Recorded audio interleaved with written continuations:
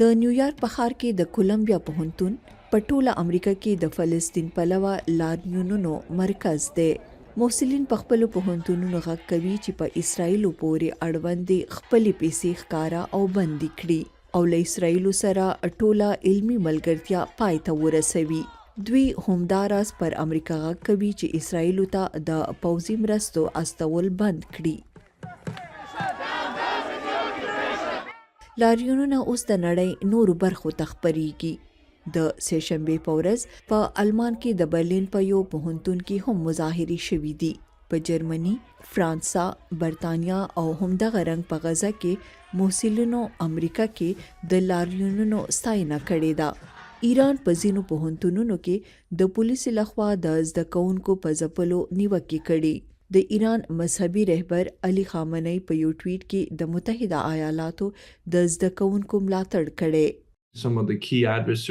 په ټوله نړۍ کې د متحده ایالاتو ځینې مهم مخالفین لکه روسیه، چین او ایران هڅه کوي چې د دې احتجاجي حرکت څخه په استفادې سره د امریکا د دیموکراسۍ د سلامتیا او داسې مسلو په اړه نورې بنسټیزې پوښتنې راپورته کړي، لکه چې آیا امریکا هغه څه ده چې ادعا کوي.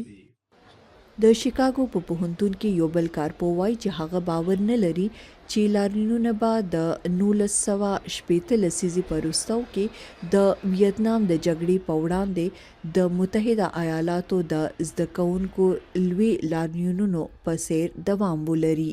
که څه هم دا مظاهرې طبیعي دي او که څه هم دا هغه خلک دي چې د دې مسئلې په اړه ژوره پاملرنه کوي، خو په لویه کچه دا د متحده ایالاتو د نفوس د لویو برخو لپاره د پام وړ مسله نه ده، لکه څنګه چې د مثال په توګه د ویتنام جګړه وه.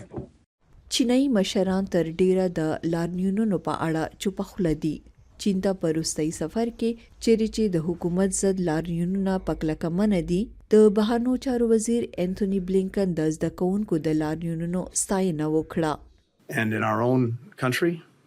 زموږ په خپل هیواد کې دا زموږ د دیموکراسۍ نښه ده چې زموږ اتباع په هر وخت کې خپل نظرونه، خپل اندېښنې او غوسه څرګندولی شي.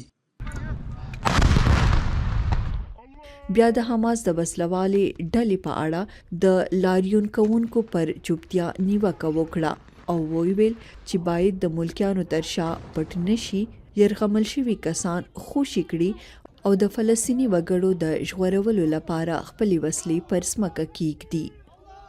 شهناز نفیس، امریکا غږ، واشنگټن.